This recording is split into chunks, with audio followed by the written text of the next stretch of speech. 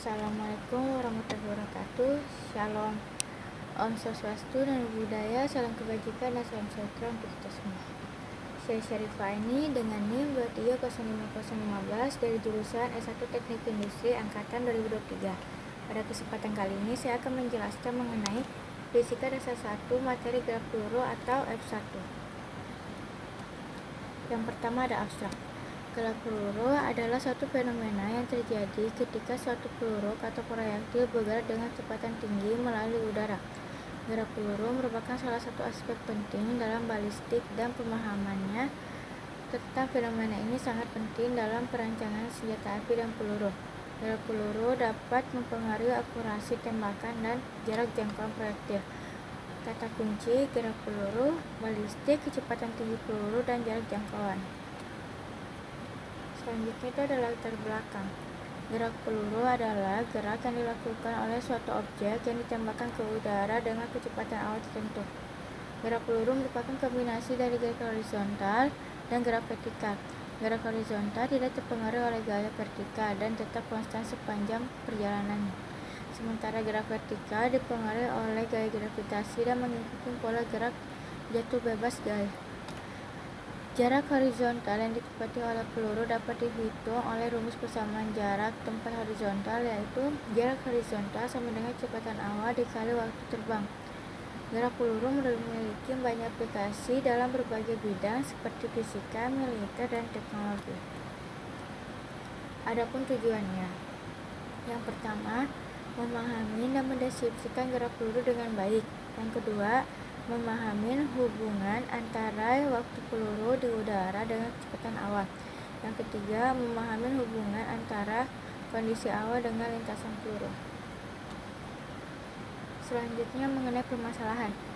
Untuk permasalahan pertama itu bagaimana memahami dan mendeskripsikan gerak peluru dengan baik. Yang kedua, bagaimana memahami hubungan antara waktu peluru di udara dengan kecepatan awal.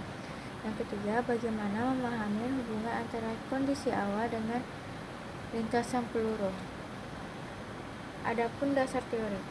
Gerak proyektil didefinisikan sebagai gerak suatu benda yang diberi kecepatan awal kemudian menempelkan lintasan yang arahnya sepenuhnya dipengaruhi oleh percepatan gravitasi. Pada sumbu vertikal dan hambatan udara, pada sumbu horizontal, gerak seperti ini banyak dijumpai pada objek-objek yang ditembakkan atau dilontarkan dari tanah ke udara maupun sebaliknya. Seperti ini contoh gerak peluru. Dalam gerak peluru, gerak pada bidang horizontal dan vertikal tidak saling mempengaruhi. Ini adalah contoh dari gerak arah vertikal dan gerak arah horizontal. Persamaan gerak peluru tanpa perhitungan hambatan udara. Untuk yang pertama, kecepatan peluru saat T sekon. Pada sumbu S dengan jenis gerakan JLB atau gerak lurus peraturan, maka kecepatan awal untuk sumbu X yaitu Vx sama dengan V0 X sama dengan V0 cos. Pada sumbu Y jenis gerakan ialah GLBB, gerak lurus berubah peraturan. Rumus untuk mencari kecepatan saat T yaitu Vt sama dengan V0 dikurang Gt, dengan V0 di sini diganti oleh V0 miliknya Y atau V0Y, yaitu seperti pada gambar itu rumus-rumus dari beberapa percepatan rata-rata didefinisikan sebagai perubahan kecepatan dibagi waktu yang dibutuhkan saat melakukan perubahan, maka dapat ditulis dengan vektor A sama dengan delta V per delta T sama dengan V2 dikurang V1 per T2 dikurang T1, dengan vektor A adalah kecepatan rata-rata, delta V adalah selisih kecepatan, dan delta T adalah selisih waktu. Kecepatan sesaat memiliki kecepatan sebagai berikut. V sama dengan lim delta T sampai 0 sama dengan delta X per delta T sama dengan dx per dt. Dapat didefinisikan sebagai kecepatan rata-rata pada lim delta T yang menjadi sangat kecil, yaitu mendekati 0. Selanjutnya kita masuk ke metodologi atau flowchart. Yang pertama itu bukan simulasi buka link simulasi. Yang kedua itu klik lab seperti yang ditunjukkan pada gambar. Yang ketiga, gunakan simulasi secara bebas agar terbiasa. Yang keempat, atur simulasi awal berapa nilai besaran sesuai gambar atau sesuai instruksi yang diberikan pada asisten praktikum. Untuk kecepatan awal, atur masing-masing 5 sampai dengan 20 dan seterusnya m/s untuk setiap kecepatan awal tembakan meriam. Dan untuk yang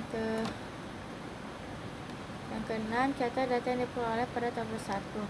Yang terakhir itu dengan menggunakan Microsoft Official Excel, lalu buat grafik dalam kurung VI dikurang R data 1. Kita masuk ke alat dan prosedur kerja. Untuk alatnya itu ada link simulasi pad dan laptop. Untuk prosedur kerja, pertama, buka link simulasi pad. Yang kedua, klik live seperti yang ditunjukkan pada gambar. Yang ketiga, gunakan simulasi secara bebas agar terbiasa. Yang keempat, atur kondisi awal beberapa nilai besaran seperti pada gambar, sesuaikan dengan instruksi. Untuk yang kelima itu untuk kecepatan awal, atur masing-masing 5, 10, 20 dan seterusnya m/s untuk setiap kecepatan awal tembakan meriam dan arahkan alat ukur pada proyektil yang sedang ditembakkan. Untuk yang keenam, catat data yang Anda dapat pada tabel 1 dan sediakan. Lalu yang terakhir, yang ketiga itu lalu buat grafik dengan menggunakan Excel. Kita masuk ke pengolahan data. Ada 3 data yang akan diolah. Data pertama itu V0-nya sama dengan 5 sampai 20 m/s. Untuk tetanya itu 40 derajat, masanya itu 16 kg, gradiennya itu 0,04 m, untuk gravitasinya 9,81 m/s pangkat 2. Untuk data 2 tuh V0-nya itu 16 m/s, tetanya itu sama ya, 40 derajat. Masanya di sini 10 sampai 20 kg, untuk gradiennya itu 0,04 m dan gravitasinya juga sama ya, 9,81 m/s pangkat 2. Data 3 tuh V0-nya 16 m/s, untuk tetanya itu 40 derajat, untuk masanya 16 kg, untuk gradiennya itu 0,30 sampai dengan 0,40 m, sedangkan gravitasinya itu tetap sama yaitu 9,81 m/s pangkat 2.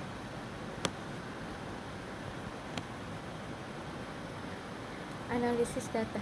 Analisis data materi gerak peluru melibatkan pemahaman dalam hal perhitungan faktor-faktor hubung antara gerak peluru dengan kecepatan awal, kecepatan gravitasi, seluruh tembakan, dan hambatan udara jika relevan. Oke, ini ada perhitungan data atau tabel dari data 1 yang dimana kita bisa melihat nilai-nilai dari V0, dari T atau waktunya, dari R itu range atau tingginya, dan V0 kuadrat itu kecepatan terkuadratnya ya. Selanjutnya ada di data 2 dan data 3. Untuk data 2 itu kita dapat melihat nilai-nilai dari masanya itu ada berapa, nilai dari waktunya juga berapa, dan nilai R-nya itu berapa. Begitu juga dengan data 3. Kita bisa melihat juga nilai D-nya itu ada berapa, T-nya berapa, dan R-nya berapa. Lalu ada di perhitungan grafik data 1 hubungan antara V0 dan T. Jadi kita lihat grafiknya di sini, sedangkan sebelahnya itu ada tabel. Lanjut juga di perhitungan tetap ya, masih di data 1, hubungan antara V0 kuadrat dengan T, sama juga ada grafiknya dan ada tabelnya. Begitu juga dengan di data 1 antara V0 dan R.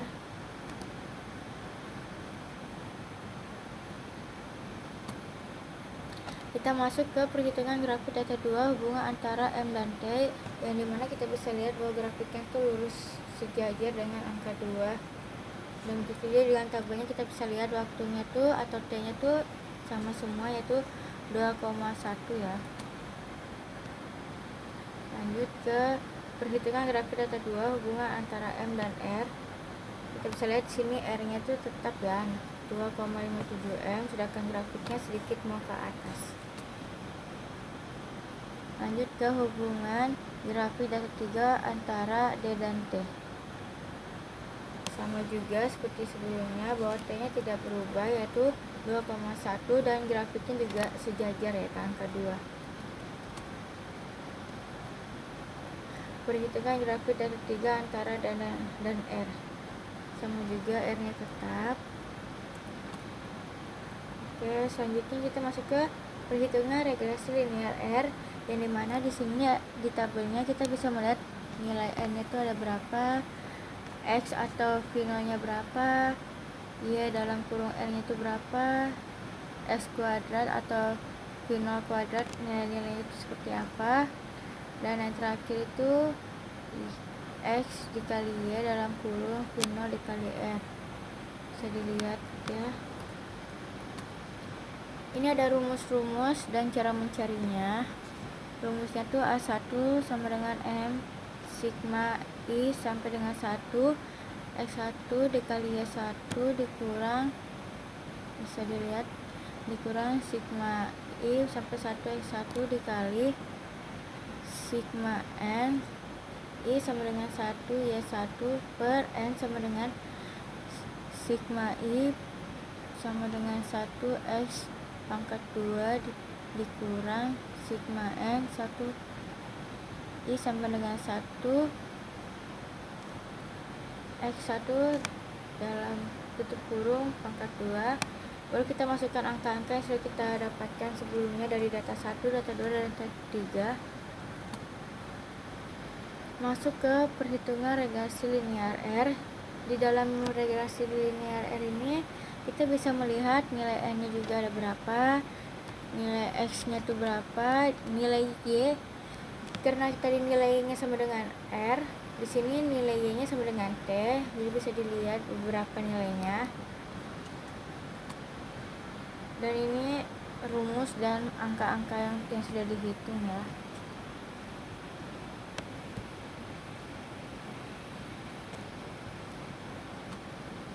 Masuk ke pembahasan. Pada gerak peluru, semakin besar kecepatan awal dan massa, maka waktu dan jarak akan berubah. Pada kecepatan 1 itu mengubah kecepatan awal gerak peluru dari 5 sampai dengan 20 m per s dengan sudut 40 derajat dengan diameter 0,40 m dengan replikasi 8,91 m per s kuadrat dan massa sama dengan 16 kg.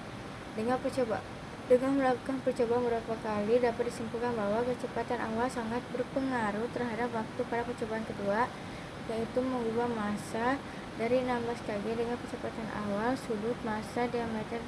Disimpulkan massa tidak dipengaruhi apa-apa pada waktu peluru ketika di udara. Begitu juga pada percobaan ketiga, menyimpulkan bahwa waktu juga tidak terpengaruh pada peluru. Ada pula kesimpulan, gerak peluru adalah kombinasi dari gerak horizontal konstan dan gerak vertikal yang dipengaruhi oleh gravitasi. Perhitungan dalam gerak peluru melibatkan hukum gerak horizontal dan vertikal serta memperhitungkan kecepatan awal, sudut lemparan, dan kecepatan gravitasi. Dengan menggunakan rumus yang ada, kita dapat mudah memahami dan menghitung parameter gerak peluru seperti jangkauan, ketinggian maksimum, dan waktu terbang lainnya. Lanjut, ada saran. Ada 2 sarannya, yaitu yang pertama, alangkah baiknya sebelum memasuki lab kita terlebih dahulu membaca, memahami dan mempelajari materi apa yang akan dibahas nantinya, serta berdoa agar diberi kelancaran selama melaksanakan praktikum. Yang kedua, lebih teliti dalam menggunakan simulasi P, termasuk dalam memasukkan angka-angka yang telah ada pada data 1, 2, maupun 3 dan data regresi linear R dan T. Ya, oke, saya rasa itu aja yang dapat saya sampaikan, kurang lebihnya mohon dimaafkan. Saya akhiri, wassalamualaikum warahmatullahi wabarakatuh dan salam sejahtera.